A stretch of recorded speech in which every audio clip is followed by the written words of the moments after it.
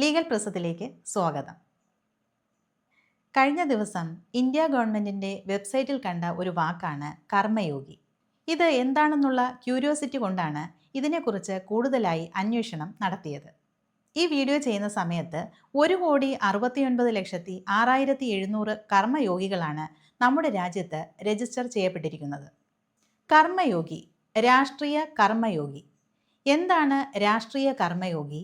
ആരാണ് ഈ കർമ്മയോഗി? കർമ്മയോഗികൾ എന്താണ് ചെയ്യുന്നത്? കർമ്മയോഗികൾ നമ്മുടെ ജീവിതം എങ്ങനെ മാറ്റിമറിക്കുന്നു? കർമ്മയോഗികളുടെ പ്രവർത്തനം വഴി നമ്മുടെ ഭാവി എന്താകും? നമ്മുടെ കുട്ടികളുടെ ഭാവി എന്താകും?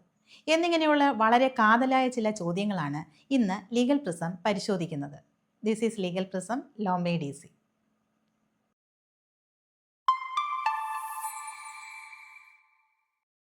ശരിക്കും നമ്മുടെ സിവിൽ സർവീസിന് ഒരു ബ്രിട്ടീഷ് ലെഗസിയാണ് അവകാശപ്പെടാനുള്ളത്.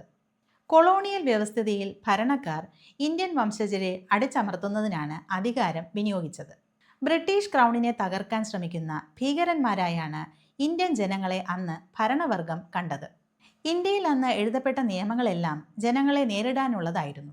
തൊഴിൽ നിയമങ്ങളെല്ലാം ജനങ്ങളെ ചൂഷണം ചെയ്യാനുള്ളതായിരുന്നു. നികുതി നിയമങ്ങളെല്ലാം ജനങ്ങളുടെ സമ്പത്ത് കൊള്ളയടിക്കാനുള്ളതായിരുന്നു. ഉദാഹരണം, സാൾട്ട് റെഗുലേഷൻ, ഗാന്ധിജിയുടെ ഉപ്പ് സത്യാഗ്രഹമൊക്കെ അതിനെ തുടർന്നുണ്ടായതാണ്. വിദ്യാഭ്യാസം പോലും ജനങ്ങളിൽ അടിമത്ത മനോഭാവം വളർത്താനുള്ളതായിരുന്നു. അധ്യാപകനെ സാർ പദവിയിലേക്ക് ഉയർത്തിയതും ഉദ്യോഗസ്ഥരെ സാറന്മാരാക്കിയതും അങ്ങനെയാണ്. അധ്യാപകരുടെ മനോഭാവം കുട്ടികളെ ഉപദ്രവിച്ചും പേടിപ്പിച്ചും മേൽക്കോയ്മ നിലനിർത്തണം എന്നായിരുന്നു. ഉദ്യോഗസ്ഥരുടെ മനോഭാവം ജനങ്ങൾ ഉദ്യോഗസ്ഥരുടെ അടിമകളെന്നായിരുന്നു. ജനങ്ങൾ ഉദ്യോഗസ്ഥരെ ഭയത്തോടും ബഹുമാനത്തോടും കൂടി മാത്രമേ കാണാൻ പാടുള്ളൂ. അതുകൊണ്ടാണ് നമ്മുടെ നാവിൽ സർ എന്ന വാക്ക് കടന്നുകൂടിയത്. ബ്രിട്ടീഷ് പ്രഭുക്കന്മാരെ ആദരസൂചകമായി വിളിക്കുന്ന വാക്കാണ് സർ. അത് ഇന്നും നമ്മൾ ഉപയോഗിക്കുന്നു. ബ്രിട്ടീഷുകാരുടെ പ്രതിപുരുഷന്മാരായ ഉദ്യോഗസ്ഥരെ സാർ എന്നാണ് വിളിക്കേണ്ടത്. ഉദ്യോഗസ്ഥരിൽ വലിയൊരു വിഭാഗം സ്വയം പ്രഭുക്കളെന്ന് കരുതുന്നവരാണ്. ഉദ്യോഗസ്ഥ ദുഷ്പ്രഭുത്വം. അവർ സർ എന്ന് മാത്രം വിളിക്കണമെന്ന് ശഠിക്കുന്നു. അവർ എന്തിലും ഏതിലും അവരുടെ മൂരാച്ചി സ്വഭാവം പുറത്തെടുക്കുന്നു. എല്ലാത്തിലും കൊറിയിടുന്നു, തടയിടുന്നു, നിയമം കാട്ടി ഭീഷണിപ്പെടുത്തുന്നു. ഡ്രക്കോണിയൻ ചിന്താഗതി എന്നാണ് നിയമം ഇതിനെ വിളിക്കുന്നത്. ബ്രിട്ടീഷുകാർ പോലും ഒരുപക്ഷെ കരുതിയിട്ടുണ്ടാകില്ല അവർ അന്ന് വിതച്ച ആ വിപത്ത് അവരുടെ കാലത്തിനു ശേഷം ഇങ്ങനെ ഇന്ത്യയിൽ നൂറ്റാണ്ടുകളോളം തുടരുമെന്ന്. വികസിത ഭാരതം എന്ന നമ്മുടെ പ്രഖ്യാപിത സ്വപ്നത്തിന് ഇത് ഗുണം ചെയ്യില്ല. ഇതിനെല്ലാം മാറ്റം കൊണ്ടുവരുന്നതിനുള്ള ഒരു ടേണിംഗ് പോയിന്റാണ് മിഷൻ കർമ്മയോഗി. ഇവിടെ ആദ്യം നമ്മുടെ ഉദ്യോഗസ്ഥരെയെല്ലാം കർമ്മയോഗിമാരാക്കി മാറ്റുകയാണ്. രാഷ്ട്രീയ കർമ്മയോഗി. പോലീസുകാരെയെല്ലാം കർമ്മയോഗിമാരാക്കുന്നു. അധ്യാപകരെയെല്ലാം കർമ്മയോഗിമാരാക്കുന്നു. ജില്ലാ കളക്ടർ മുതൽ സിവിൽ സർവീസിലുള്ള മൊത്തം പേരെയും കർമ്മയോഗിമാരാക്കുന്നു.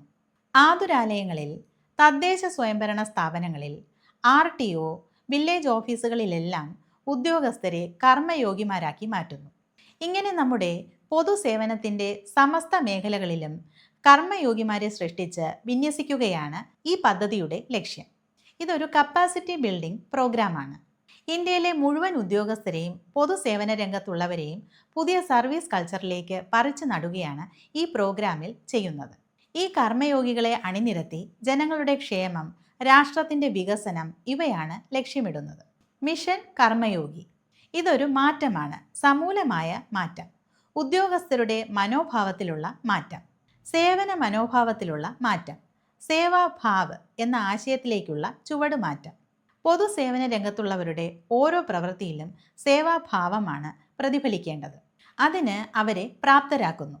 പൊതുസേവന രംഗത്തുള്ളവർ അവരുടെ ജോലി വെറും ജോലിയായി കാണാതെ അതൊരു സമർപ്പണമായി കാണുന്നു. അതിനായി അവരുടെ ഉള്ളിൽ അന്തർലീനമായിരിക്കുന്ന നൈസർഗികമായ കഴിവുകൾ പുറത്തെടുക്കുകയാണ് ചെയ്യുന്നത്. ആ കഴിവുകൾ അവരുടെ പദവിയിൽ നിന്നും ലഭിക്കുന്ന ശക്തിയുമായി കൂട്ടിച്ചേർത്ത് ബ്യൂട്ടിഫുള്ളായി സമൂഹത്തിന് കാഴ്ചവെക്കുന്നു. അത് കർമ്മയോഗികൾക്കും സഹപ്രവർത്തകർക്കും സമൂഹത്തിനും ഒപ്പം രാഷ്ട്രത്തിനും മുതൽക്കൂട്ടായി മാറുന്നു. ക്രിയേറ്റിംഗ് കർമ്മയോഗി മൊമെന്റ്സ് എന്നാണ് പറയുന്നത്. ഓരോ ചലനങ്ങളിലും, ഓരോ കുഞ്ഞു പ്രവൃത്തിയിലും, അതുപോലെ മൊത്തം പ്രവൃത്തിയിലും കർമ്മയോഗി സമീപനം സ്വീകരിക്കുന്നു. കർമ്മയോഗി മൊമെന്റ്സ് സൃഷ്ടിക്കുന്നു. അങ്ങനെയാണ് കർമ്മയോഗി രാഷ്ട്രീയ കർമ്മയോഗിയായി തീരുന്നത്. Nation builder. ഇത് ശരിക്കും കർമ്മയോഗി മോഡലുകളെ സൃഷ്ടിക്കുക കൂടി ചെയ്യുന്നുണ്ട്. റോൾ മോഡലുകൾ.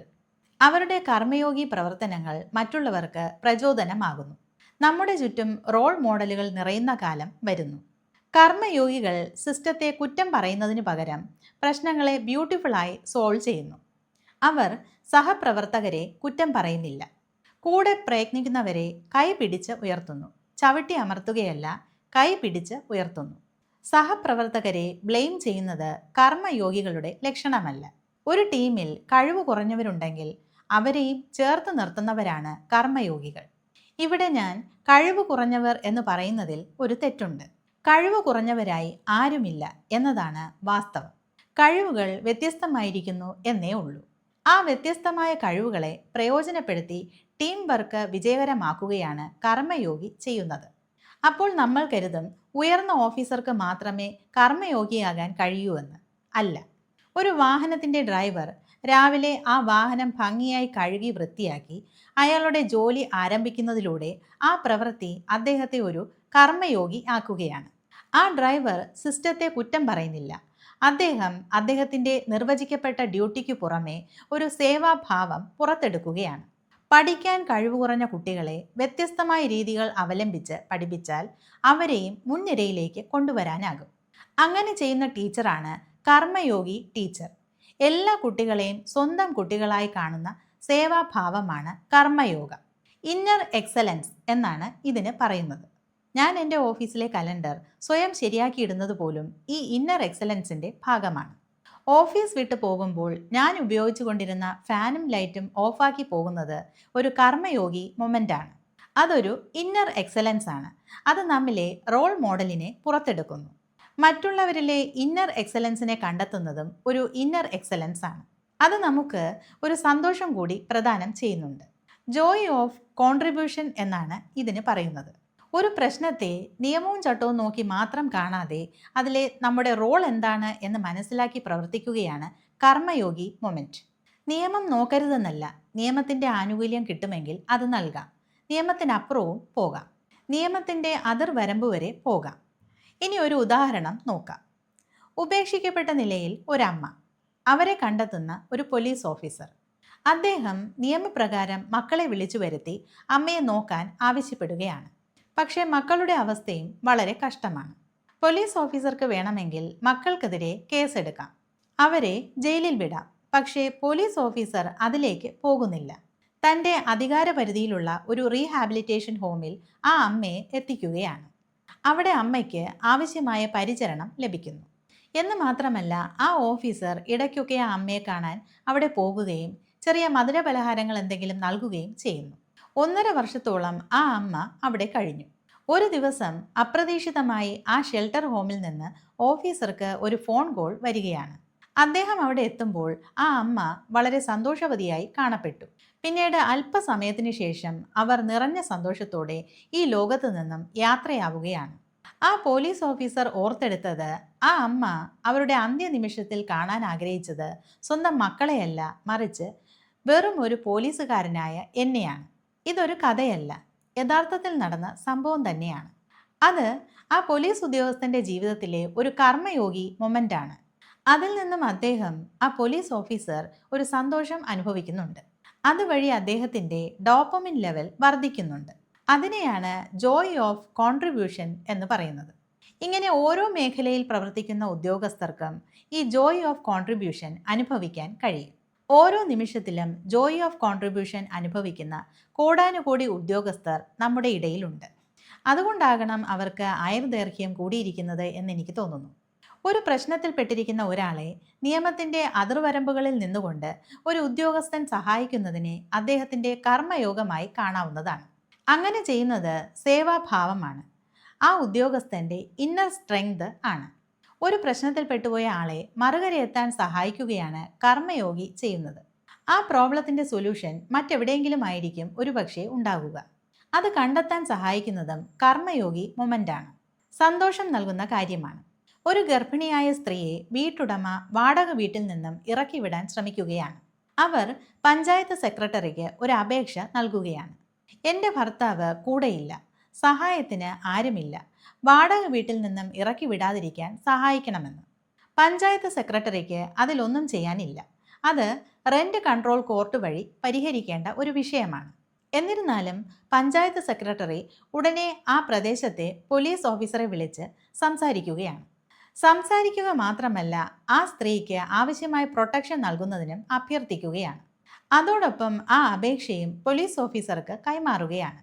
അതാണ്, തനിക്കൊന്നും ചെയ്യാൻ കഴിയില്ല എന്നറിയുന്ന നിമിഷം എങ്ങനെ ഒരു പ്രശ്നത്തിൽപ്പെട്ടയാളെ സഹായിക്കാൻ കഴിയും എന്ന് ചിന്തിക്കുന്നതും കർമ്മയോഗി മൊമെൻ്റാണ്. കുടിയിറക്ക് തൽക്കാലം നിർത്തിവയ്പ്പിക്കാൻ കഴിഞ്ഞു. ഇനി അതിലെ ശരിയും തെറ്റും റെന്റ് കൺട്രോൾ കോർട്ട് തീരുമാനിക്കട്ടെ. സർവീസ് മേഖലയിൽ പ്രവർത്തിക്കുന്നവർ ഓരോ നിമിഷവും ഓരോ കർമ്മയോഗി മൊമെൻ്റ് സൃഷ്ടിക്കുന്നുണ്ട് എന്നാണ് ഞാൻ കരുതുന്നത്. നിങ്ങൾ വളരെ ബ്യൂട്ടിഫുള്ളായി ചെയ്ത ഒരു കർമ്മയോഗി മൊമെൻ്റ് ഒന്ന് ഓർത്തെടുക്കാമോ? 1-2 കാര്യങ്ങൾ കൂടി പറഞ്ഞുകൊണ്ട് ഈ വീഡിയോ അവസാനിപ്പിക്കാം. നമ്മൾ വർക്ക് ചെയ്യുന്നിടത്ത് പൊതുജനങ്ങളൊന്നും വരുന്നില്ല.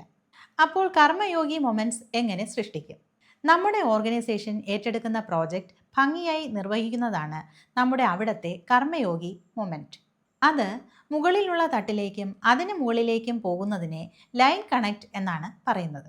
നമ്മൾ ഭംഗിയായി ചെയ്ത ആ പ്രവൃത്തി തന്നെയാണ് രാഷ്ട്രത്തിൻ്റെ പ്രവർത്തനങ്ങളെ കരുത്തുറ്റതാക്കുന്നത്. ഈ വീഡിയോ ശരിക്കും പൊതുസേവന രംഗത്തുള്ളവരുടെ സ്കിൽ ഡെവലപ്മെൻറ്റുമായി ബന്ധപ്പെട്ടതാണ്. എന്നിരുന്നാലും സാധാരണക്കാർക്കും സേവനം തേടി ഉദ്യോഗസ്ഥരെ സമീപിക്കുമ്പോൾ ഈ കർമ്മയോഗികളെ അവിടെ കാണാൻ കഴിഞ്ഞേക്കാം. അപ്പോൾ നമ്മുടെ മനസ്സ് ചെറുതായി മന്ത്രിക്കും. ഞാൻ നിങ്ങളിലെ സേവാഭാവം തിരിച്ചറിയുന്നു.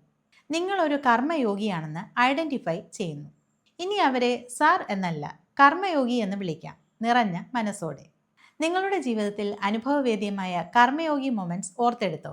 എങ്കിൽ കമൻറ്റ് ബോക്സിൽ ഷെയർ ചെയ്യൂ. സ്വകാര്യതാ വിവരങ്ങൾ ഒഴിവാക്കി മാത്രം എഴുതുക. Thank U.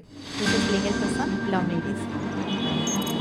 विकसित भारत की ओर बढ़ते हमारे देश की प्रगति केवल नीतियों पर नहीं बल्कि उन कर्मियों पर निर्भर करती है जो उन्हें जमीन पर उतारते हैं, जो जिम्मेदारी को केवल कर्तव्य नहीं बल्कि सेवा मानते हैं। यही भावना है कर्मयोगी की भावना। इसी भावना के साथ शुरू हुआ मिशन कर्मयोगी।